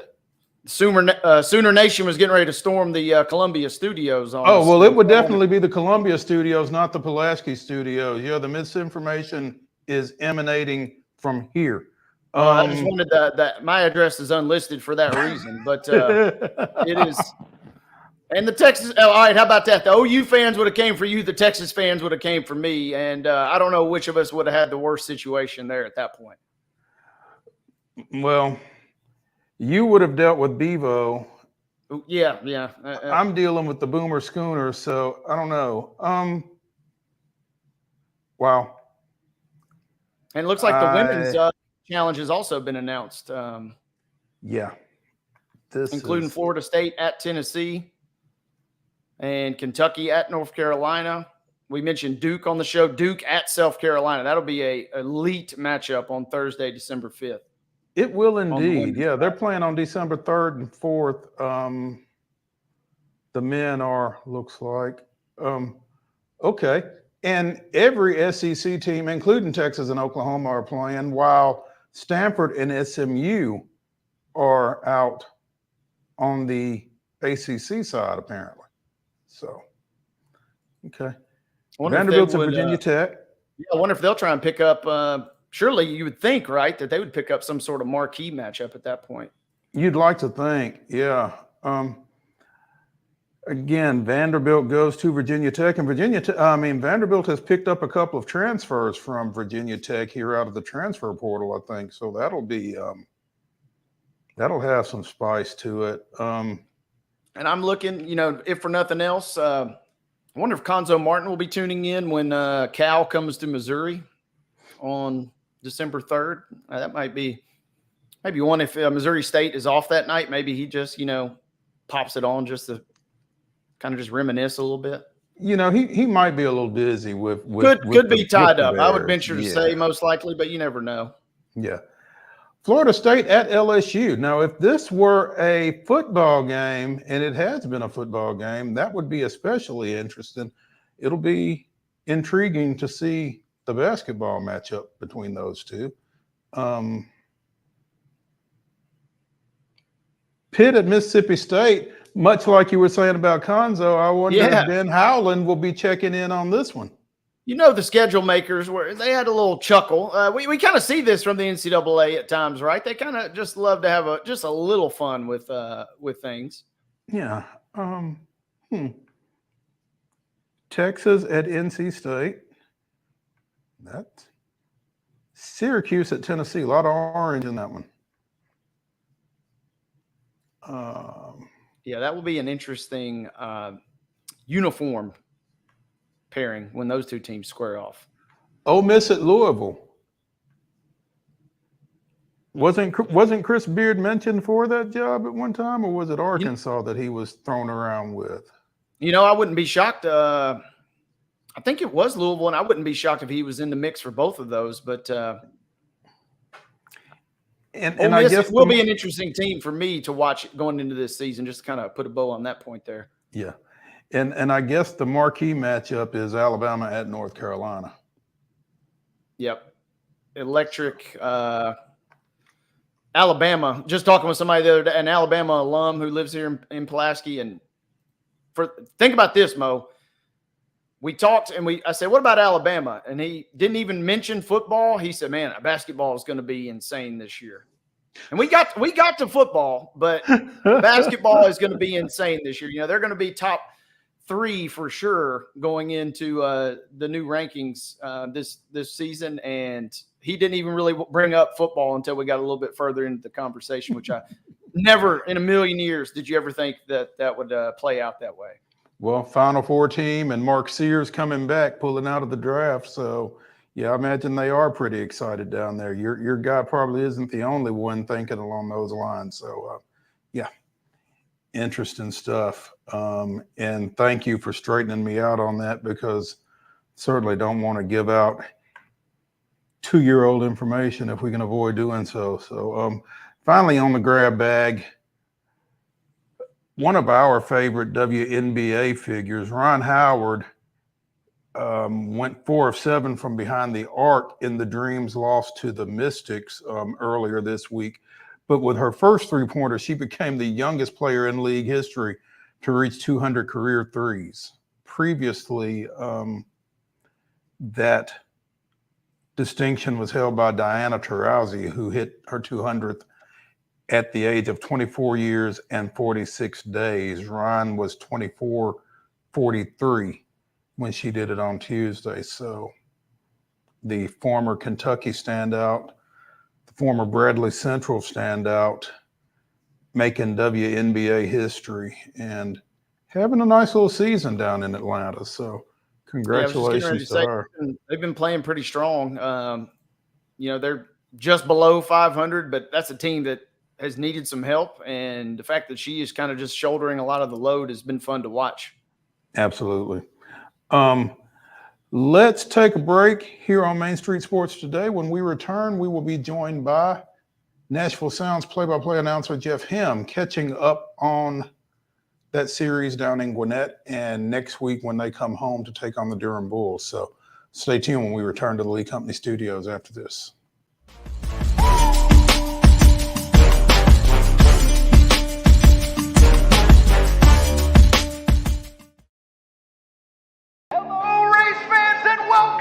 Nashville Super Speedway.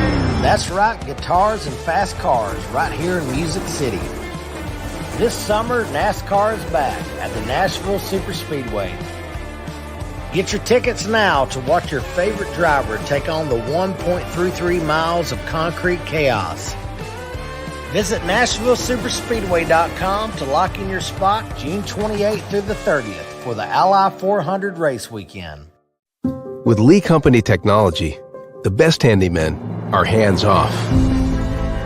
Lee Company techs have been using visual findings and other smart technology tools for years to add transparency and virtually take customers along. You see what we see, whether we're in a crawl space or on a roof. With Lee Company, technology helps us help you, no matter what's happening in the world or at your house. Piggly Wiggly, located in Neely's Mill Shopping Center, is Columbia's locally owned and operated Cost Plus 10 grocery store dedicated to serving the community with low prices and smiling faces. Piggly Wiggly offers fresh, hand-cut meats daily, as well as daily hot plate lunches from their deli counter. You're certain to see smiling faces and a helping hand when you're here at Piggly Wiggly. Come by and check out our fresh produce, high-quality meats, and more. Down home, down the street, we'll see you at the Pig. Whether you're an athlete or a weekend warrior, when it comes to your performance, don't settle for anything less than excellence. We're proud to announce that Mid-Tennessee Bone and Joint Clinic is now Tennessee Orthopedic Alliance of Columbia, where we are redefining sports medicine and orthopedics. Tennessee Orthopedic Alliance's team of expert sports medicine physicians understands the unique demands of your body. TOA Columbia specializes in personalized orthopedic care, offering state-of-the-art treatments for everything from sports injuries to joint replacements. Learn more at toacolumbia.com. Custom Stone Handler supplies over 600 distributors and suppliers with quality stone products. Along with River Stone, we produce and distribute over 100 building, landscape, and other bulk products. Our goal is to provide quality products, service, and partnerships to ensure our customers' success. We firmly believe that the measure of any person or company is how they treat other people and customers. Give them a call at 931-490-4990 or visit CustomStonehandlers.com.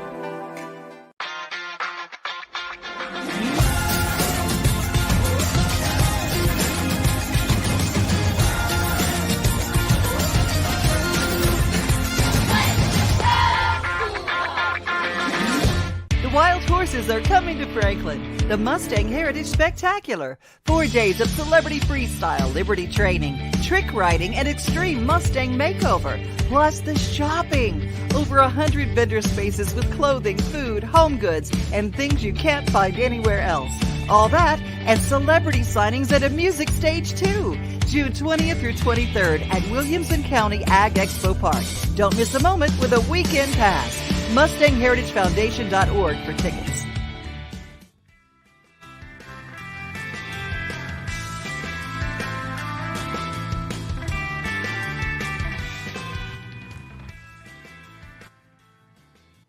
The weekend update continues here on Main Street Sports Today, presented by the Tennessee Orthopedic Alliance of Columbia. I'm Maurice Patton along with Wade Neely. Virginia leads North Carolina 2-1 in the top of the seventh in game one of the Men's College World Series out at Omaha, just in case you wanted to know that. We are now joined by Nashville Sounds play-by-play announcer Jeff Hem. And Jeff, in my experience with the Sounds with minor league baseball, pretty much every TV and every clubhouse is tuned into Omaha this time of year. Is that what have you had a chance to go down yet today for one thing? But I haven't been in there today, and hello, guys. I did get to talk about the Vols a little bit yesterday because the Sounds have a former Vol on the team right now, and Garrett Stallings, who was just recently acquired by the Brewers from Baltimore. And I got Garrett on my pregame show yesterday, and I said, how much, I said, hey, Garrett, you're trying to get to the big leagues. You've got your own things to focus on. How much are you even paying attention, or can you pay attention to what the Vols might do this weekend or what they have done so far this year? And his line was, how could I not pay attention? The Vols don't do anything quietly. They are always loud, whether it's Vitello to the media or the way they play or the way they celebrate. He's very proud, understandably, of his alma mater. You're right. It's usually on the television. I think it depends a little bit on how many guys on the team that particular year are alums of any of the schools that are involved. And whether that's on, or is it more of MLB Network, or, is there a Brewers day game going on that might be on the screen instead? But there's usually at least a good chunk of the team that is paying attention to Omaha in one way or another. And I can promise you that Garrett Stallings will be very interested to hear how his guys do later tonight. that is a great line. That's a great characterization. He's absolutely right. They don't do anything quietly. And so, it's tough to miss them for sure.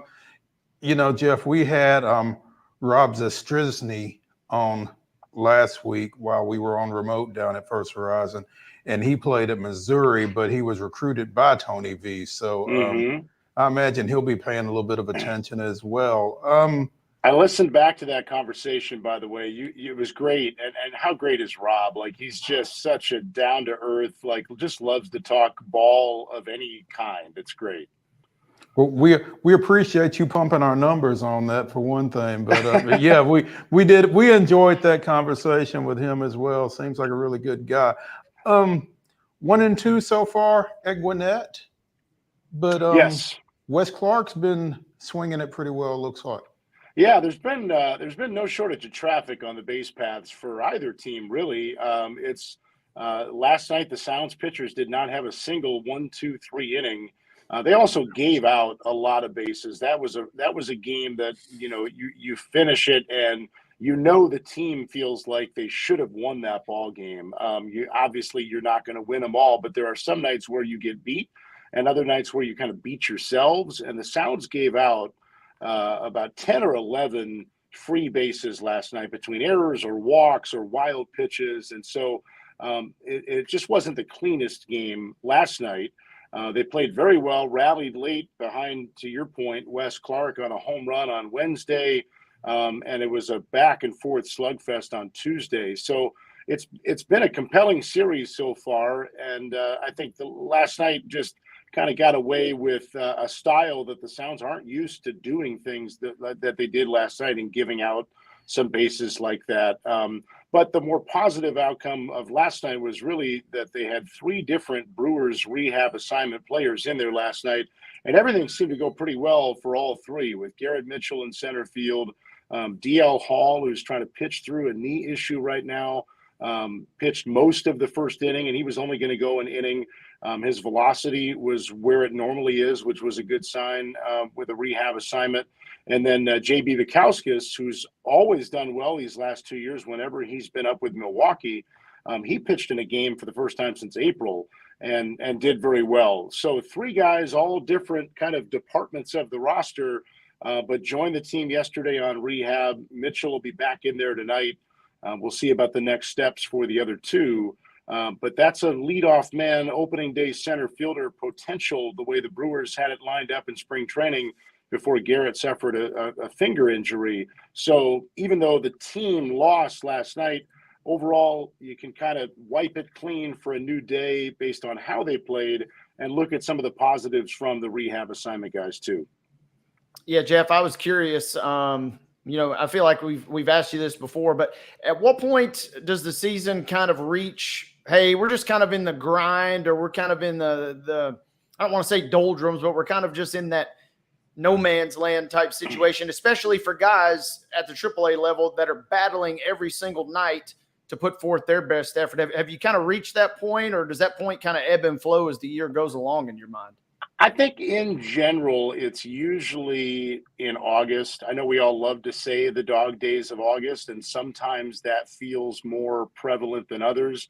I think for a AAA team, the reason I say August is not so much the heat and all that usually comes at that point, not that it's not warm now, but usually the tough time for a AAA club is right after the trade deadline, because everybody on a AAA team is curious how a trade deadline could play out. Am I going to get moved? Am I going to get called up because somebody else got moved? Am I moving down? Am I moving up?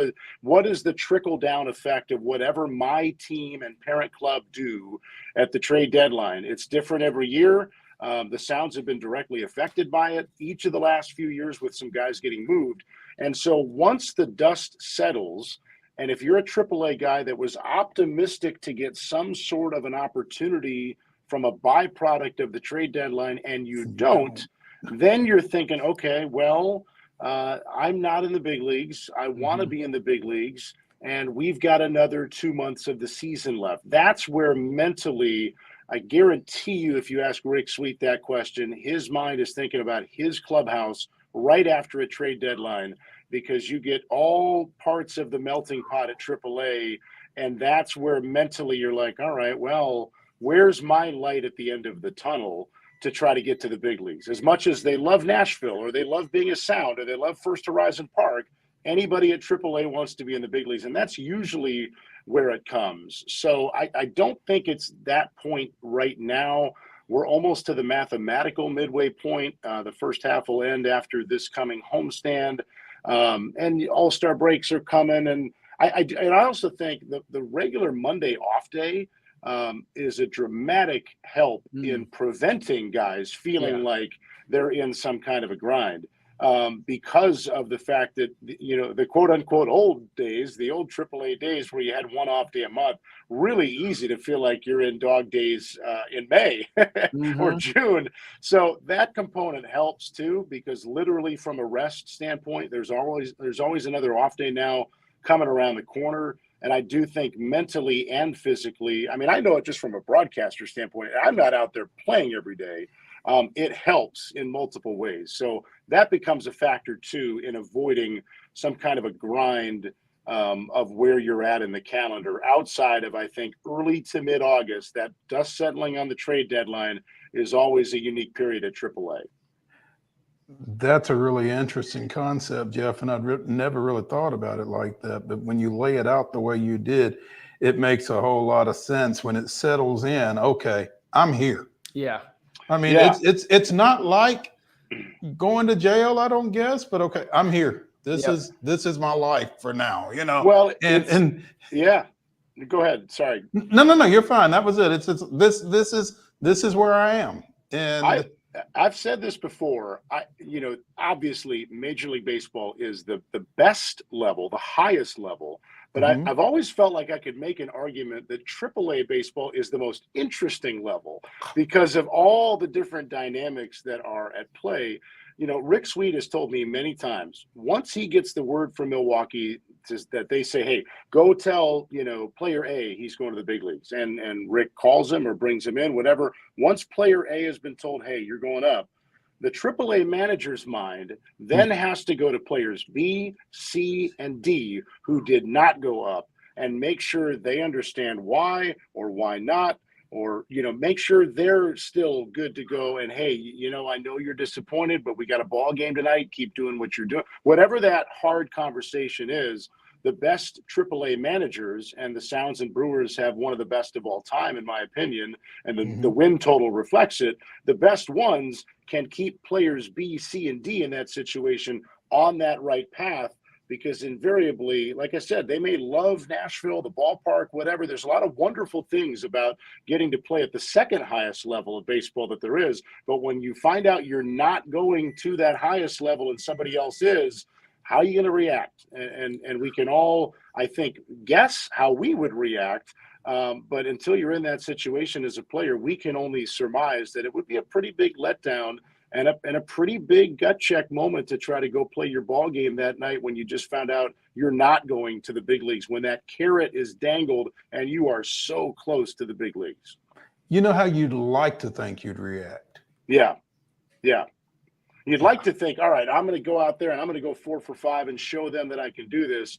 But that's why I also love baseball, because trying harder is sometimes the worst thing you can do in baseball. If you're a linebacker, you can literally try harder to go make the tackle on the running back. In baseball, if you try harder, you strike out on 3 pitches because it's just not built that way for your response. That's where that's where this game challenges a guy, I think, in a different way than any other sport, perhaps.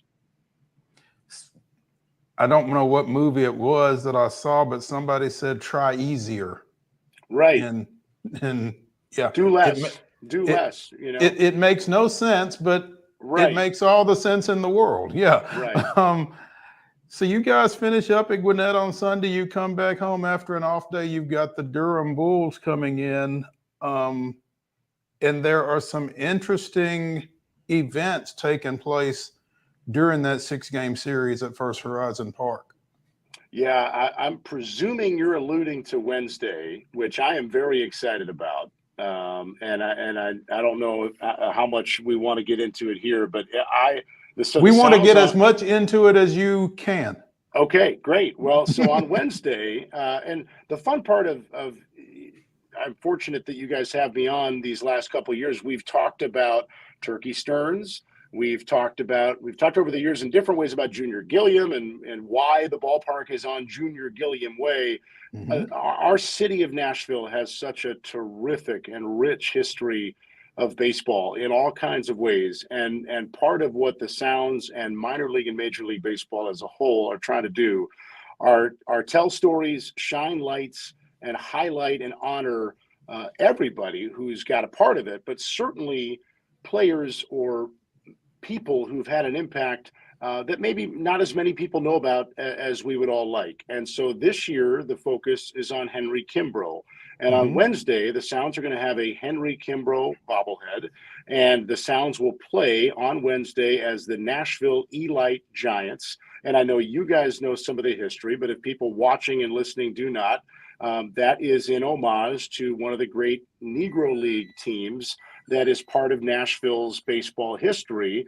And Henry Kimbrough was a 17-year professional ball player, terrific ball player. I've had the honor of getting to talk to some of his children in the last few weeks to do some interviews that we'll be sharing around the ballpark and on our social channels next week and the rest of the year as we honor Henry. A very special family, and he was a terrific man and a heck of a ball player. It's fun to hear those stories about how tough he was, and I can't even imagine what those guys went through around the game and off the field and everything that was being held against them unnecessarily back then, and still to perform the way they did. So Wednesday, the Sounds are going to play as the Nashville Elite Giants. What's cool, too, is that Durham is going to play as the Durham Black Sox, which is an homage to one of the great Negro League teams that used to play in Durham, North Carolina. And the Sounds will have a couple of games this year on the road where we will do what Durham's doing for us next week and play as the Nashville Elite Giants on the road. So Wednesday specifically, we're going to try to share some wonderful stories and highlight some terrific people, more specifically Henry Kimbrough, who needs a light to shine on what he did and how good that era of baseball was, and deserves to be recognized for it. Without question. Jeff Hamm, the play-by-play voice of the Nashville Sounds, joining us on Main Street Sports Today, presented by TOA of Columbia. That is probably the highlight of the 6-game series next week against Durham. What else jumps out at you the rest of the week? Well, and let me add a footnote to Wednesday. So what's also really cool is that fans can purchase some Elite Giants merchandise in our pro shop to wear the logo and to help us highlight those great teams and some of those great players. We'll have fireworks next Friday. A lot of the other kind of day of the week staples will continue with the Tail Wagon Tuesday and the Winning Wednesday and Kroger Wednesday on Wednesday, Throwback Thursday on Thursday. But the giveaway for Henry Kimbrough, the bobblehead presented by our friends at Farm Bureau Health Plans, and then the Nashville Elite Giants uniforms are going to be very cool. We got another Sunday day game next weekend too, so similar format to the series with the 6:35s Tuesday through Saturday, and then a day game next Sunday on the promotional calendar. There'll be another giveaway next. We're going to do a hot chicken weekend next weekend. So the Sounds will play again this year, a couple of games as the Hot Chickens, which is kind of the black and red and the light green colored palette that we showed off last year. So some fun stuff coming up next weekend for Hot Chicken Weekend. But I'm with you, Mo. The highlight for me is Wednesday. I'm always up for any team to wear throwbacks. I think that's just cool. I think fans love it. I mean, we hear from people all the time that they wish our Throwback Thursday uniforms were worn all the time. So there's definitely that segment of the fan base that loves that look. But to do it with the Nashville Elite Giants look is another layer that I think is really, really cool. Absolutely. Jeff, we appreciate it. Enjoy Coolray Park. And we will catch up with you here soon. Appreciate you guys. Have a good weekend. Jeff. After this break, it'll be the final segment of the weekend edition of Main Street Sports Today. So come back to the Lee Company studios after this as we put a bow on the week. Stay tuned.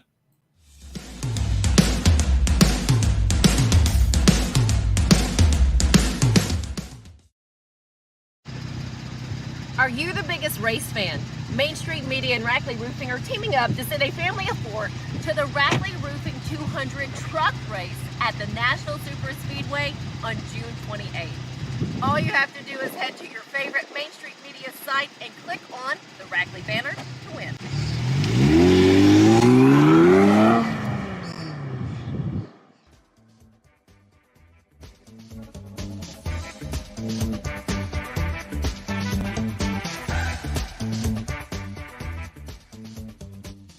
Segment of the weekend update here on Main Street Sports Today, presented by the Tennessee Orthopedic Alliance of Columbia. I'm Maurice Patton. That's Wade Neely, getting ready to get out of here in about 15 minutes. But before we do,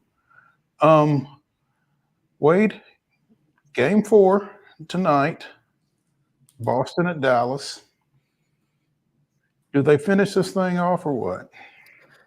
You know, I'd like to think that Dallas comes out and gets a game. And we talked yesterday about how nice it would be for Boston if they were to conveniently, in some ways, drop this game and be able to clinch it at home. But I just don't know. I just don't know where the headspace of the Mavericks is going to be. And really, Luka, after flaming out in spectacular fashion the other night, and he got absolutely ethered, literally, by a lot of media for the way he went out of that ball game. And I don't know, tonight will maybe tell a lot. If Luka comes out and has an all-time performance and they somehow win this game, I think he maybe somewhat salvages a little bit of, I don't want to say credibility because he's obviously one of the best players in the league, but it would say a lot about his character, about him and the team if they were to do it.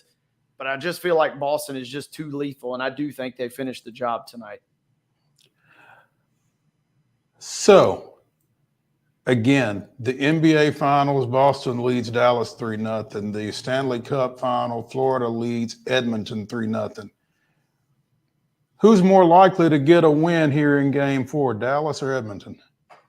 I would say Edmonton, just based on two things. Number one, the just kind of semi-random nature of hockey, and based on the fact that it just feels like Dallas.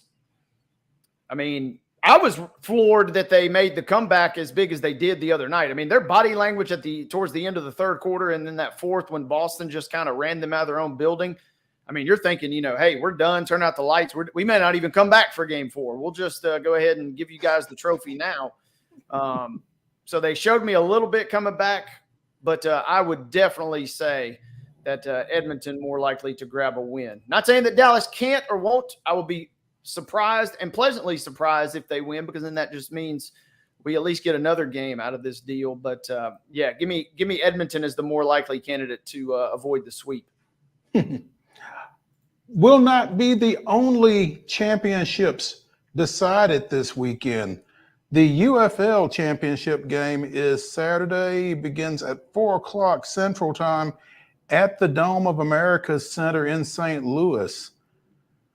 Birmingham trying to become the first professional sports franchise to win 3 straight championships since the LA Lakers did so in 2000 to 2002. Wow. Now, Birmingham won the first 2 of those in the USFL in the last 2 years and can now win the initial UFL championship.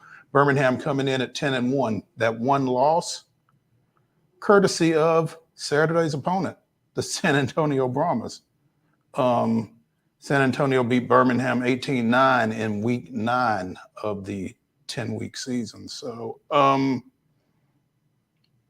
should be interesting. Birmingham's offense, Adrian Martinez apparently has been the best player in the league offensively. San Antonio's defense has been the best unit in the league. So it's one of those, immovable objects and stuff like that. So be something to keep an eye on. Birmingham 3.5-point favorite. I think they win the game. Yeah. Cool note with him. Yeah. Ripping off 3 in a row. Would be nice, obviously, if San Antonio. I think it'll be a fun game. I'll be real curious to see the ratings when we get those on Monday. Fox is carrying the game. Again, 4:00 kickoff. Birmingham, San Antonio in St. Louis. Have you been keeping up with round 2 of the U.S. Open? Only so much to tell you guys that Scotty Scheffler is in big trouble. Horrible round. Not as big as a few weeks ago. No, you're correct there. But in terms of his golf play, he is in big trouble as he had a horrific day today. And he is on the verge of potentially missing his cut in over 2 years. Got to go all the way back to the FedEx St. Jude a couple years ago, the last time that Scotty missed one. So number 2 has apparently been I'm going to watch a lot more this weekend, but number 2 has been the hole that's chewing everybody up and spitting them out. And Scotty fell victim to that today. He never recovered. And it's going to be an interesting tournament this weekend, but it does not look like, unless something changes, it's kind of out of his hands at this point. It's all going to come down to how the rest of the tournament or the competitors play to whether or not Scotty makes the cut. But it does not look like he's going to be in there. He's not going to make the cut? Not going to make the cut. And again, yeah, first time in 2 years, which is crazy to think about. And it just shows, how dominant he has been. Current cut line, Scotty is sitting there at 5 over, and he's right on the cut line. And so it's literally just going to kind of depend on what happens the rest of the day with everybody else out on the course. If that cut line maybe swings back up to 5, he's safe. But Scotty is kind of biting his fingernails this weekend. And it'll be kind of odd without him being there. He's probably out of pure contention, even if he were to make the cut, because Ludwig Aber is 5 under. So, I mean, we're talking a 10-shot difference. But not having him around would be kind of unfortunate. It would indeed. Similar situation. Tiger's currently 5 over right now. He's still got about 7 or 8 holes, 7 holes to play, it looks like. So would be nice if he could sneak in there. But if you don't have Scotty and you don't have Tiger, that would be kind of tough for the kind of the casual fan, I would imagine, this weekend. Is Scheffler in? Scheffler's currently out. And again, no, I mean, is he done? Is he done? Yeah, he's sorry. Yeah, he's in the clubhouse. Shot 4 over today. Okay. Horrible round by his standards. Yeah, no doubt. It's all relative. Might have noticed as we were reading through the rundown at the start of the show, we did not mention the Nashville Cats this weekend. They are off both this weekend and next weekend before they finish up their regular season out at Southwest Kansas, I believe. Let me double check that. No, I'm sorry. They play at Municipal on June 29th against the Southwest Kansas Storm. That game will kick off at 4:30, but they are idle both this weekend and next weekend. So no Cats. That's unfortunate. They get to savor that big win from last week for a little while longer, I suppose. There you go, which was way better than having to sit on a loss for 2 weeks. Yeah. We never did mention this. Well, we mentioned that Mike Tyson and Jake Paul had been delayed because of some physical issues, specifically an ulcer flare-up for Mike Tyson. That boxing match has been rescheduled for November 15th. I don't think we've mentioned that. But now there is another big clash that is delayed. Yeah, big news out of UFC yesterday. Kind of been speculated for the last couple of weeks. I feel like our buddy Valer Shabila, this seems like a saying he would drop, but he would say kind of one of the worst kept secrets. It felt like that this thing was going to get canceled, but Conor McGregor was supposed to go up against Michael Chandler here in just a few short days at the end of the month. And now that fight has been called off. Sounds like something with McGregor due to an injury in training camp kind of came up. So UFC, the crazy thing, Mo, is UFC does, I will give them credit. They do the best job of making the best out of a bad situation, because they've kind of scrambled and pulled together on a number of occasions when, whether it's, a steroid test that pops or an injury or something like that, they kind of pull some rabbits out of the hat in terms of backup fights. And they've kind of done that again. So the card will be okay. But the interesting thing is imagine if you bought a ticket for this thing, right? As good as that fight, and I think they're still finalizing the details on who the actual new main event is going to be. As good as it's going to be, it's obviously not Conor McGregor. And so if you were going just to cheer him on, now you're kind of like, what are we doing here? Right. Yeah. Final note. North Carolina and Virginia are tied at 2, I believe, going to the top of the 9th in game 1 out in Omaha. Tennessee and Florida State again will play at 6 o'clock tonight, and the College World Series is well underway. We are going to dip out a couple of minutes early here on Main Street Sports today, just a couple. But we'll be back Monday in the Lee Company studios. That's Wade Neely. I'm Maurice Patton. Y'all have a great weekend. We'll talk to you Monday at 2.